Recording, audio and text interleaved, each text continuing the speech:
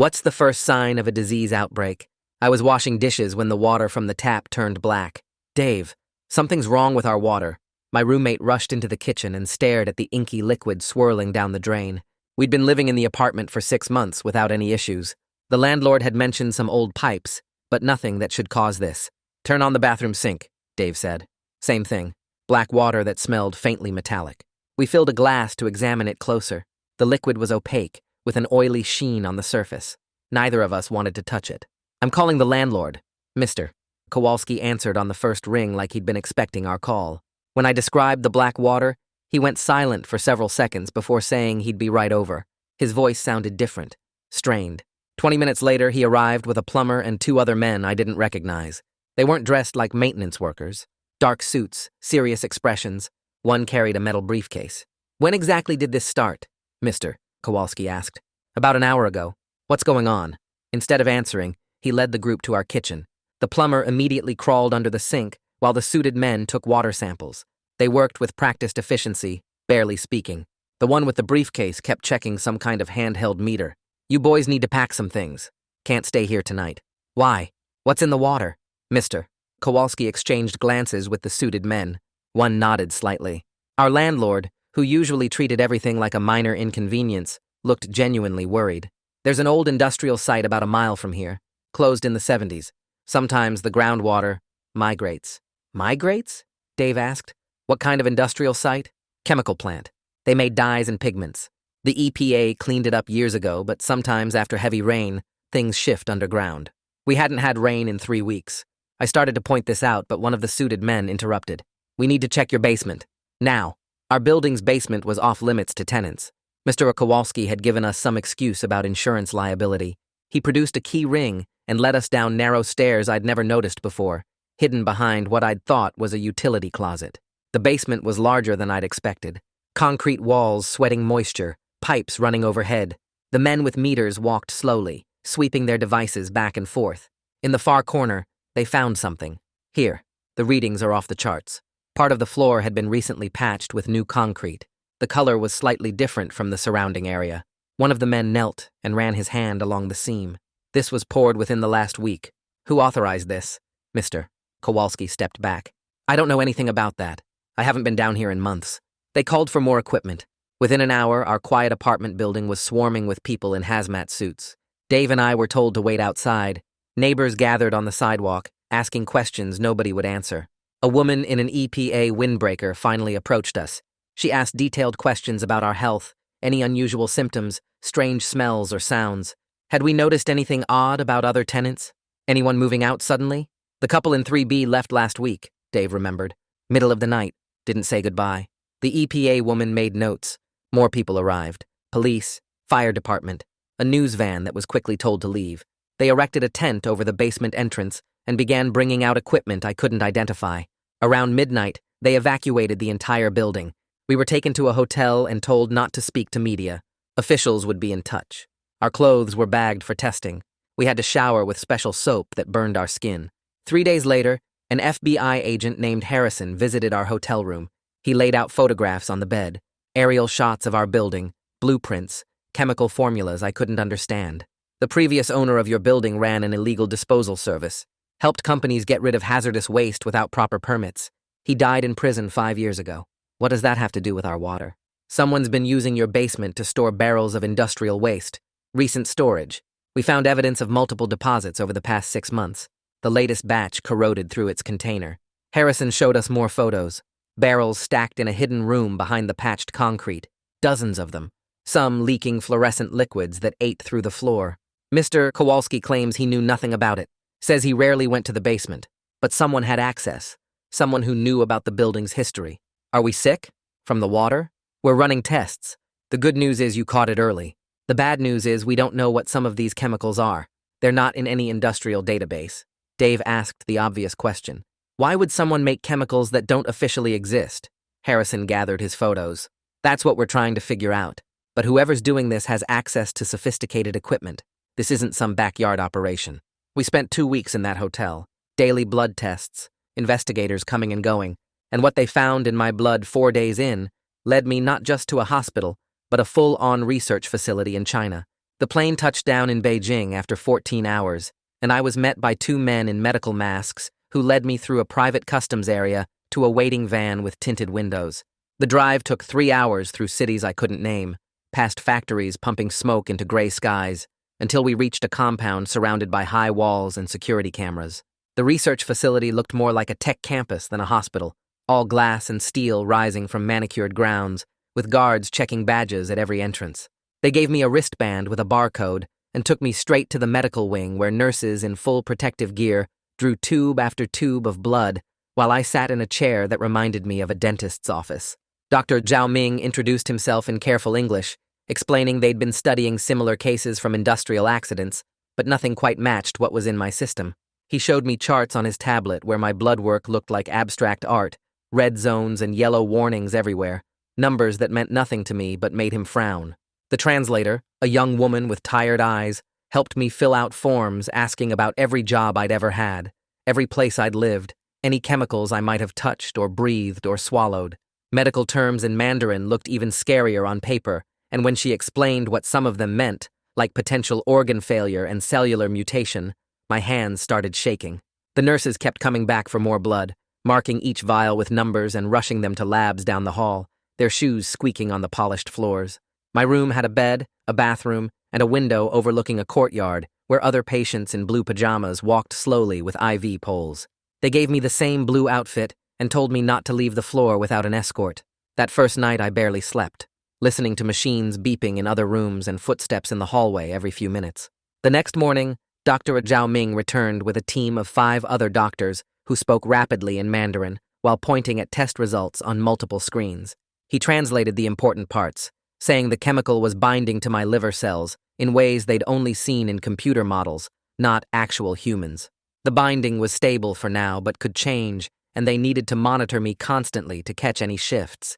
He tried to smile when he said I'd need to stay for extended observation, but I saw him exchange worried looks with the other doctors when they thought I wasn't watching. They installed an IV port in my arm and started drawing blood every 4 hours, day and night, tracking changes in real time. On the second day, I finally got Wi-Fi working and video called Dave on my laptop. He looked terrible, dark circles under his eyes, and he kept rubbing his temples while we talked. He told me the headaches were constant now and everything tasted like pennies, even water. He was trying to stay positive, making jokes about becoming a human metal detector, but I could see fear in his eyes when he asked if the doctors in China had found anything that could help us. I told him they were working on it, not mentioning the worried looks or the growing stack of test results that seemed to concern everyone who read them. After we hung up, I stared at the ceiling for an hour, wondering if we'd ever feel normal again. Day 3 brought a new doctor named Ling Hayashi, who specialized in industrial poisoning cases from her work with factory accidents in Japan. She examined me for 2 hours, checking reflexes, vision, coordination, asking detailed questions about symptoms I hadn't even noticed were symptoms. She'd seen similar cases in workers exposed to experimental dye compounds at a textile plant that had been shut down for safety violations. This gave us our first real clue that we weren't dealing with random waste, but something connected to illegal chemical manufacturing. She ordered new tests focusing on synthetic dye markers and started making calls to colleagues around the world. The treatment started on day 4, an IV drip of something that burned going in and made me throw up within minutes. They gave me a bucket and told me this was normal, that my body needed to purge the toxins, but normal people don't vomit black liquid that smells like paint thinner. Between sessions, I used the facility's computers to research everything I could find about illegal chemical operations and dye manufacturing. The rabbit hole went deep, connecting to organized crime, counterfeit goods, and a whole underground economy I never knew existed. I took screenshots of everything, building my own file of information that might help Harrison back home. On day 5, a woman in an expensive suit showed up at my room introducing herself as Hua Park from a corporate compliance department. She said her company wanted to help with my medical costs, which were already astronomical, but her questions felt more like an interrogation than concern. She wanted to know exactly what I remembered from the night the water turned black, who I'd talked to, what documents I'd seen, whether I'd signed anything or made any recordings. Her smile never reached her eyes, and she took notes on everything I said in a leather notebook she kept angled away from me. I needed the financial help, but something about her made my skin crawl. 3 days later, Dave called with news that made everything bigger and scarier. The FBI had found more barrels in a warehouse across town from our building. Same type of containers, same weird chemicals that didn't match any industrial database. Harrison was building a case but needed more evidence to go after the people at the top, not just the drivers and warehouse workers. Dave sounded exhausted, and I could hear machines beeping in the background, which meant he was calling from a hospital. During a particularly bad night when the treatment made me feel like my insides were melting, a young lab technician named Ren Nakamura came to check my IV. He worked the night shift and barely spoke English, but he kept looking at my chart and shaking his head. Around 3 a.m. when the ward was quiet, he came back with a folder he set on my bedside table without saying anything. Inside were shipping manifests, chemical formulas, and invoices, all with a company logo that matched the business card Hua Park had given me. The papers showed shipments of chemicals that weren't supposed to exist, delivered to addresses I recognized, including our warehouse district. I used my phone to photograph every page before hiding the folder under my mattress, my hands shaking from both the medication and adrenaline. The next morning, I sent everything to Harrison using an encrypted app he'd taught me to use, praying the facility's Wi-Fi wasn't monitored. 2 hours later, Hua Park returned with a different approach, setting a contract on my bed with a number that made me blink twice. She said her company wanted to settle this quietly, cover all my medical expenses plus compensation for my trouble, but I'd have to sign an NDA and stop cooperating with law enforcement immediately. I stared at the number on that contract for what felt like forever. My hands were still shaking from the latest round of treatment when Dr. Zhao Ming came in with my test results, his face serious as he pulled up a chair next to my bed. He showed me charts of my liver function on his tablet, pointing to areas where the chemicals had done the most damage. The good news was, the treatment was working, but it was going slow, real slow. He explained that without continuing this specific protocol for at least 3 more months, the chemicals could permanently destroy my liver. The facility here had everything I needed, but staying in China that long meant losing my job back home. He mentioned a few places in the US that might be able to continue the treatment, but warned they'd be expensive and might not have the exact same medications. I told Hua Park no the next morning when she came back for my answer. Her whole attitude changed in seconds.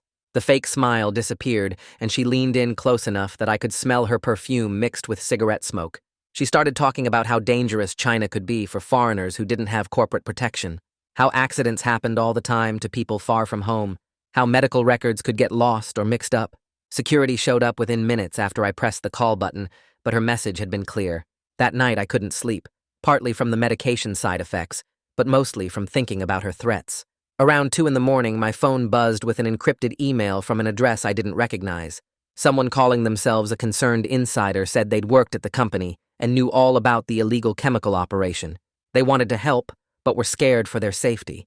They'd seen what happened to people who tried to speak up before. I forwarded everything to Harrison immediately, and within 12 hours, he'd set up a secure video call. The screen stayed black except for a shadowy figure, but I could hear the fear in Jay Liu's voice as he started talking. He'd been a mid-level manager at the company for 8 years before discovering what was really going on. Our building was just one of dozens they'd been using as dump sites across 3 states. He described watching trucks leave the warehouse at night, following routes to buildings like ours where they'd pay off maintenance workers or building managers for basement access. Jay had documentation, lots of it. Over the next hour, he shared his screen and showed us shipping records with fake company names, chemical formulas for compounds that weren't supposed to exist, invoices showing millions in off-the-books transactions. The conspiracy went way higher than we'd thought. Some local officials had been paid to look the other way when complaints came in. Environmental inspectors had been bribed to skip certain addresses. Jay had been hiding for 6 months since he realized people were getting sick from the chemicals. He'd tried going to the authorities once, but someone tipped off the company, and he barely got away. 2 weeks into the aggressive treatment protocol, Dr. Zhao Ming finally had some good news. My toxin levels were dropping faster than expected, and my liver function was improving. The treatment was making me sick as a dog, but it was working. He warned me we still didn't know what the long-term effects might be, and I'd probably need monitoring for the rest of my life. I was actually starting to feel a bit better when Dave called from back home. His voice sounded weak, and I could hear machines beeping in the background. His symptoms had gotten worse over the past few days. Constant headaches that painkillers couldn't touch, vision problems, and his hands had started shaking. The doctors back home admitted him to the hospital, but they didn't have the specialized knowledge the facility in China had. I felt guilty being so far away when he needed support, but leaving now would mean stopping my treatment right when it was working. 3 days later, Hua Park showed up again, but this time she brought lawyers. Two men in expensive suits who set up a whole presentation on my bedside table about how the company wasn't responsible for what rogue employees had done. They had documents showing the operations manager and several warehouse workers had been running this scheme without corporate knowledge. They were throwing their own people under the bus to protect the executives. Jay Liu had warned me this would happen. The lawyers left more papers, saying the company would still help with medical costs out of goodwill, but only if I agreed not to pursue legal action against the executives. Harrison called me right after they left with huge news. Based on Jay's information, the FBI had just executed search warrants at 6 warehouses across 2 states. They found more barrels, more evidence, and arrested 12 people, including the operations manager, who'd personally signed off on every illegal dump. The manager was already trying to make a deal, claiming he was just following orders from above. But the executives had been careful, using verbal orders and encrypted communications that would be hard to prove in court. By the end of my 3rd week in China, I was finally able to walk around the facility without feeling like I was going to pass out. Ling Hayashi had taken over coordinating my care, and she was amazing. She adjusted my treatment plan to include physical therapy to rebuild my strength and put me on a special diet to help my liver heal. She spent extra time explaining everything, making sure I understood not just what we were doing, but why. She'd become more than just another doctor. She actually cared about getting me better, not just treating my symptoms. She even helped me set up video calls with specialists back home who might be able to continue my treatment when I was strong enough to travel. 2 days later, Jay sent me an encrypted file that changed everything. The attachment contained hundreds of emails between company executives talking about their disposal problem in weird coded language. They called the chemicals inventory excess, and our building was storage site 3 in their messages. One email from 6 months ago showed the operations manager asking for approval to use alternative disposal methods and getting a thumbs up from the CEO himself. Jay had been collecting this stuff for months before anyone got sick. Harrison called me right after I forwarded the evidence and said this was exactly what they needed to expand their investigation beyond just the warehouse workers. The next morning, Ling ran my blood tests again, and the results were better than we'd hoped. My toxin levels had dropped by 70% after 3 weeks of treatment. She smiled for the first time since I'd met her and said the protocol was working faster than expected. Dr. Zhao came to my room with discharge papers and explained I could fly back to the United States, but would need to find a specialty treatment center immediately. The chemicals were still in my system, and stopping treatment now would let them build back up. Insurance wouldn't cover any of it since the treatment was experimental and not FDA approved. The flight home felt like it took forever, even though I slept through most of it. At the airport, I got a dozen messages from other tenants in our building who'd formed some kind of support group. They'd found a lawyer willing to take on a class action lawsuit against the companies involved. Some of them had symptoms like headaches and nausea, while others just wanted compensation for being exposed. They needed witnesses with documentation, and since I had the most medical records and test results, they wanted me as their main witness. I agreed to meet with them once I got settled. Dave called while I was in the taxi, and his voice sounded different, weaker somehow. He'd been released from the hospital 3 days ago, but couldn't go back to his apartment or his job. His sister had a spare room in her house 2 states away, and he'd moved in with her. The doctors said his nervous system damage made it impossible to work full-time anymore. We talked every day, but it wasn't the same as before. He kept saying he didn't blame me for any of this, but I blamed myself for not catching the problem sooner. The specialty treatment center Ling recommended was in a boring medical complex 40 minutes from the airport. The doctors there had already gotten my files from China and set up the same IV treatments I'd been getting. The place was expensive, $3,000 a week, but the class action lawyers said we had a strong case for damages that would cover everything eventually. My first week there was rough with the medications making me sick again, but at least I knew they were working. Harrison visited on my 8th day with news about the investigation. Requested Reds is on Spotify now. Check out link in the description or comments. They'd frozen millions in assets from 3 companies connected to the illegal dumping operation. The money would go to victims once the legal stuff was sorted out, but that could take years.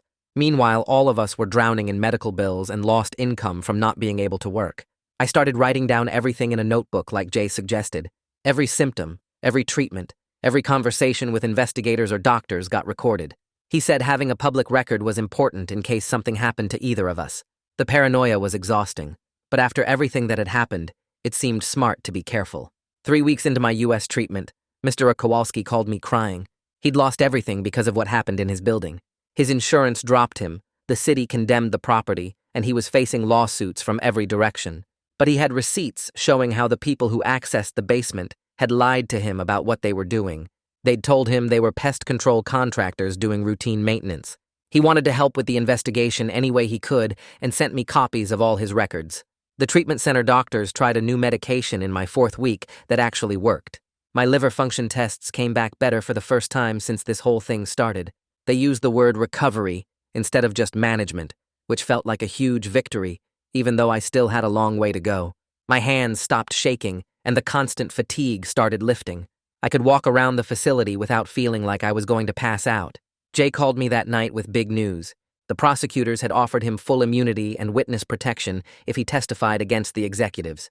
He was tired of hiding and wanted to see them pay for what they'd done. His testimony would directly link the executives to the illegal operation with dates, names, and proof they knew exactly what was happening. He accepted the deal immediately. Within a week of Jay's agreement, the FBI arrested 6 high-level executives, including the CEO, who'd approved the disposal plan. Their lawyers immediately started fighting everything, but the evidence was overwhelming. Several other executives saw what was happening and rushed to make their own deals. The whole conspiracy was falling apart as everyone tried to save themselves. The first one to flip was the chief financial officer, who had records showing how much money they'd saved by avoiding proper disposal costs. The executives had given themselves huge bonuses for cutting expenses while knowing they were poisoning people. Harrison said the fraud charges alone could put them away for 20 years. 2 months passed before Dave and I could meet up in person at a coffee shop halfway between where we were both getting treatment. He walked through the door 20 pounds lighter than I remembered, his clothes hanging loose on his frame, dark circles under his eyes that makeup couldn't hide. We hugged, and I felt how thin he'd gotten, his shoulder blades sharp through his shirt.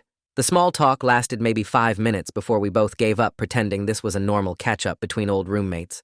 He showed me his medication schedule on his phone, 12 different pills at different times of day, some with food, some without, some that made him dizzy if he stood up too fast.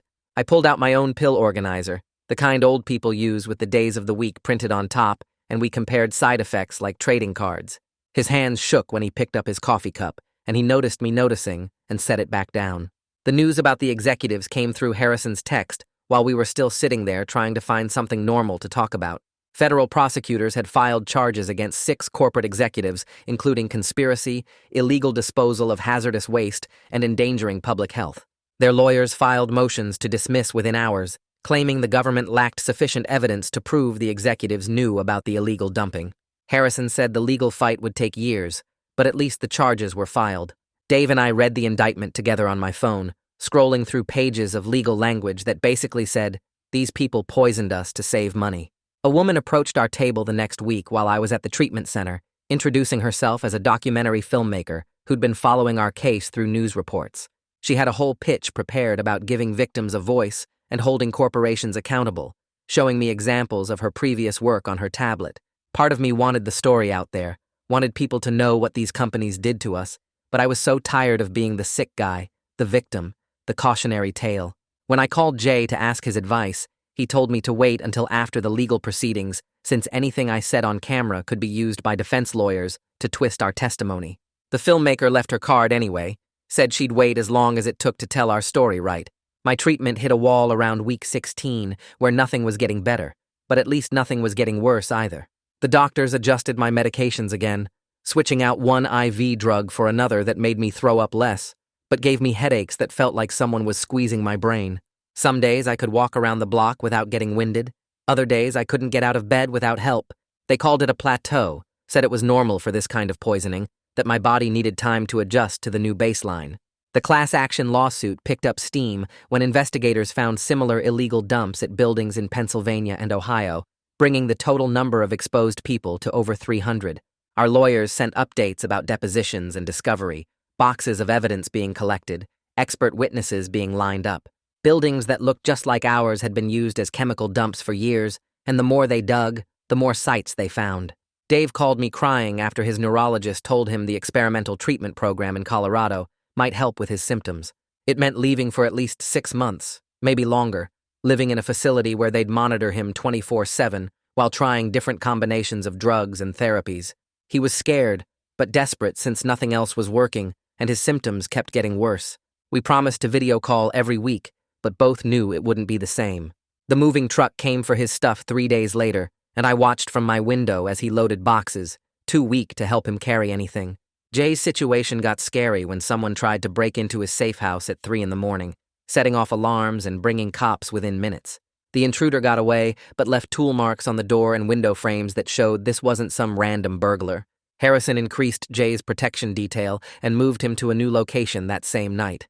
The company was fighting dirty now, trying to intimidate witnesses, and Harrison warned me to be extra careful, even though he said I was probably safe. I installed new deadbolts anyway, got a security system, started checking my car for tracking devices like Jay taught me. The breakthrough came when forensic accountants found offshore accounts where executives had stashed bonuses they gave themselves for cutting disposal costs. The paper trail showed they knew exactly how much money they saved by dumping chemicals illegally and rewarded themselves for it with million-dollar payouts. One executive bought a yacht with his bonus, another bought a vacation home in Aspen, all paid for with money saved by poisoning people like us. The fraud charges alone could put them away for decades, since they'd also lied to shareholders about where the cost savings came from. My 6-month checkup finally brought good news when blood tests showed my liver function improving for the first time since this all started. The video call with Zhao from China showed him actually smiling as he reviewed my results, saying the improvement was better than he'd hoped. I might not need treatment forever after all, just monitoring for the next few years to make sure the levels stayed down. The relief made me cry right there in the exam room, the nurse handing me tissues while pretending not to notice. 3 days later, the first domino fell when the former CFO took a plea deal, agreeing to testify against the others in exchange for reduced charges. Jay called me immediately, his voice excited for the first time in months, saying this was exactly what he'd hoped would happen. Once one executive flipped, others would scramble to make their own deals before all the good offers were gone. The prosecutor would use them against each other, letting their greed and fear do the work of breaking the conspiracy apart. Within a week, 2 more executives were negotiating deals, and Jay said the CEO was running out of people to blame. 2 weeks after that call, Dave sent me a photo from his treatment center, and I barely recognized him. His face had color again, and he was actually smiling, not the forced kind we'd been doing for months, but a real one. The experimental drugs were working better than anyone expected, and his headaches only hit once or twice a week now instead of every day. The metallic taste that made him throw up constantly was gone, and he could finally eat normal food again. I stared at that photo in my hospital bed and cried harder than I had since this whole mess started. The EPA held a press conference the next month, announcing new rules for chemical disposal that they said were inspired by our case. Every building with a basement would need inspections twice a year now, and landlords had to give tenants access to inspection reports. They were calling it the most significant update to disposal regulations in 20 years. My boss called that same week saying I could come back to work part-time whenever I felt ready. They'd set up a home office for me with special air filters and would let me work remotely on days when I had treatments. The insurance would keep covering everything, and they wouldn't count sick days against me. I started with just 10 hours a week, mostly emails and phone calls, but having something normal to focus on besides blood tests and court documents made me feel human again. The main trial started 3 months later with news vans parked outside the courthouse every morning. The executives sat there in their expensive suits trying to look innocent, while prosecutors laid out evidence of them personally signing off on illegal dumping to save money. Jay testified for 2 full days, walking the jury through emails and memos that showed they knew exactly what they were doing. He brought charts showing how much money they saved and photos of the barrels in our basement. The defense lawyers tried to make him look like a disgruntled employee, but Jay stayed calm and just kept presenting facts. Dave and I watched the coverage together over video calls, both of us yelling at the screen when the defense tried to blame everything on lower-level employees. We'd text each other during breaks, comparing notes on which executive looked most scared. The shared anger felt better than the shared fear we'd been living with. He booked a flight to visit the following month, and we spent hours planning what we'd do that didn't involve hospitals or courtrooms. The verdicts came down 6 weeks later, and we watched it live from our separate locations. Guilty on conspiracy charges, guilty on illegal disposal, guilty on endangering public health. The judge gave them 5 to 15 years each, depending on their level of involvement. The CEO got the full 15 and had to pay $10 million in fines. It wasn't enough for poisoning hundreds of people, but seeing them in handcuffs felt like something at least. The class action settlement got approved 2 months after that for $200 million split between all the victims. After the lawyers took their cut and medical bills got paid, we'd each get around $40,000. Not enough to make up for what we'd lost, but it would cover rent and food while we recovered. The first check arrived just as my savings hit zero and I'd been living on credit cards. Dave flew in the next week and we spent 7 days doing normal things like we used to. We went to movies and restaurants, took walks in the park, played video games until 3 in the morning. Neither of us mentioned chemicals or trials or treatments. We just existed together like regular people and slowly remembered why we'd been friends before we became victims. On his last night, we sat on my couch eating pizza and watching terrible reality shows, and for a few hours, everything felt possible again.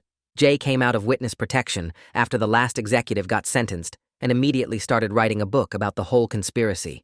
He interviewed me and Dave and dozens of other victims, promising to donate all the money to a fund for people still dealing with medical bills. We finally met in person at a coffee shop near my apartment and spent 3 hours comparing notes about everything we'd been through. He looked older and tired, but also relieved that it was finally over. My 1-year checkup brought the best news yet, when blood tests showed the chemical levels were barely detectable anymore. Zhao called from China to review the results himself and said it was better than he'd hoped for someone with my initial exposure levels. I'd need yearly monitoring forever to make sure nothing came back, but the immediate danger was over. The treatments had worked, and my liver was healing itself. I hung up the phone and sat in my apartment for an hour, just breathing normally and feeling grateful to be alive. Dave called me 2 days later with news that made everything feel like it might actually work out. He'd gotten into a vocational program for people who couldn't work around chemicals anymore, something the state was paying for because of our case. The program would train him for IT work, completely different from his old construction job, and they'd help with job placement after. He sounded excited for the first time in months, talking about coding classes and certification tests like someone who finally saw a path forward. I helped him fill out the paperwork and drove him to orientation where 20 other people sat in a classroom, all dealing with their own chemical exposure stories. The instructor, a woman who'd survived her own workplace poisoning 10 years ago, told them they weren't starting over, but building something better. Dave texted me during breaks about what he was learning, sending photos of his notes covered in programming terms I didn't understand. Mr. Kowalski's lawsuit wrapped up the next month, with the judge ruling completely in his favor against the disposal company.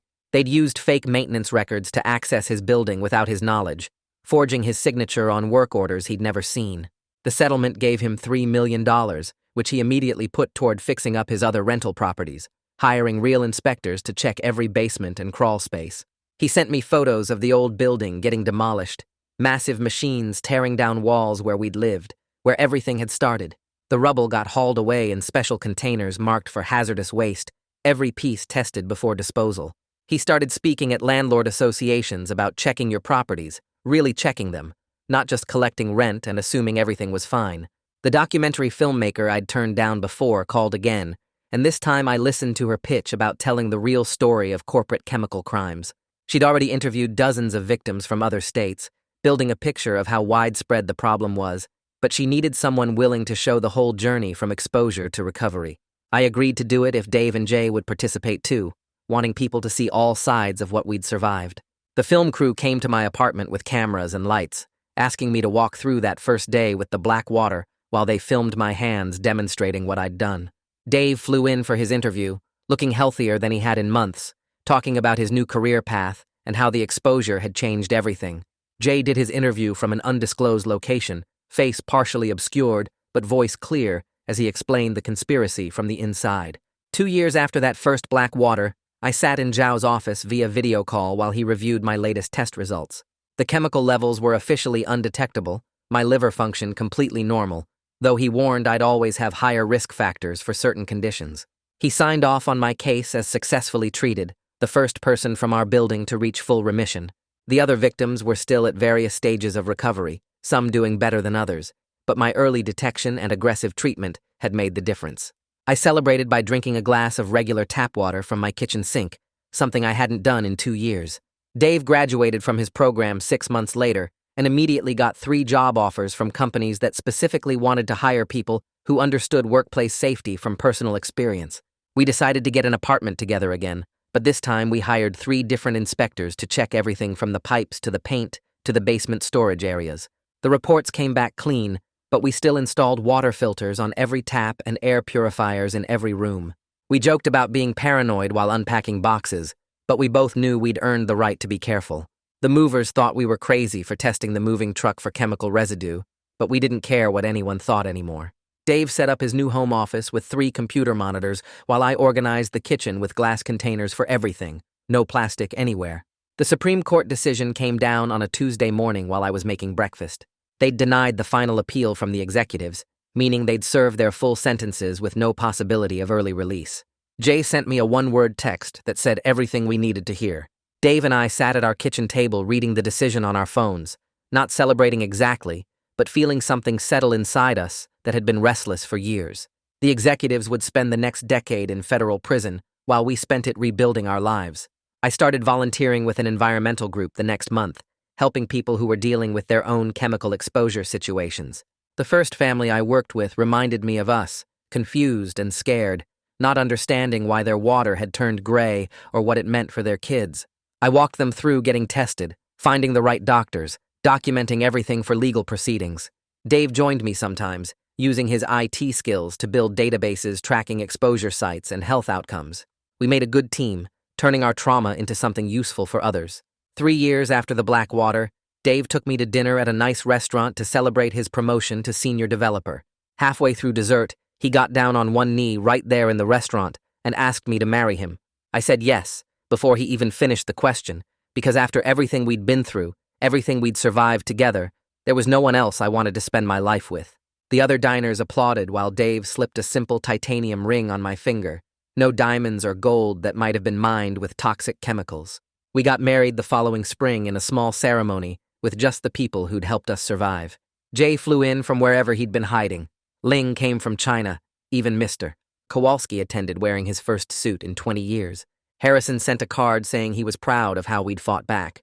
Zhao called during the reception to congratulate us, joking that he'd never had patients who got married because of chemical poisoning. We danced to terrible music and ate organic food, and nobody mentioned chemicals or trials or treatments, because for one day, we were just people celebrating love. The documentary premiered 6 months later and won an award at an environmental film festival, bringing new attention to chemical crimes most people never knew existed. Victims started coming forward from other states with similar stories, black water and strange smells and sudden illnesses nobody could explain. New investigations opened based on the film's evidence, prosecutors using our case as a template for building charges.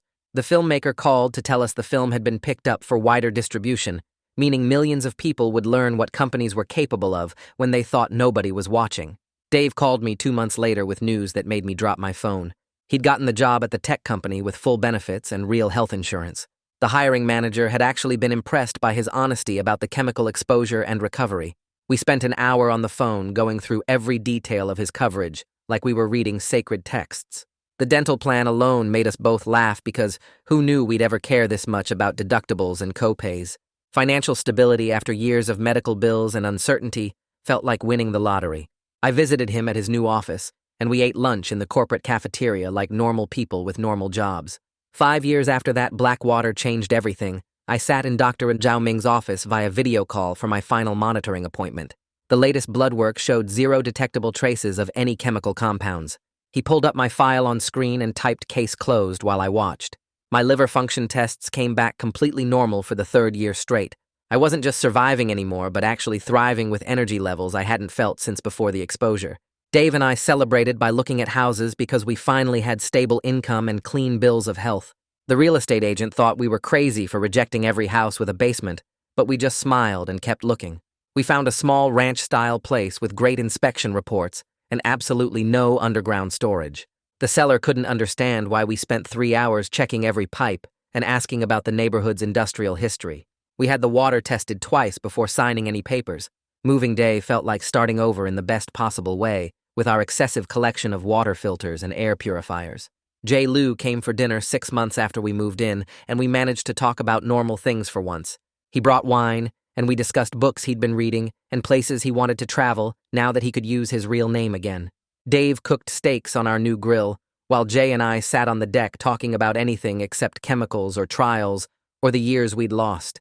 It felt strange but good to just be friends without the weight of shared trauma defining every conversation. My boss called me into her office the next month with an opportunity I never expected. The company wanted someone to head up their new environmental compliance division, and she thought my personal experience made me perfect for the role. She said they needed someone who understood the real consequences of cutting corners on safety. I accepted before she finished explaining the salary increase. The position meant I could actually influence corporate policies and prevent other companies from doing what had been done to us.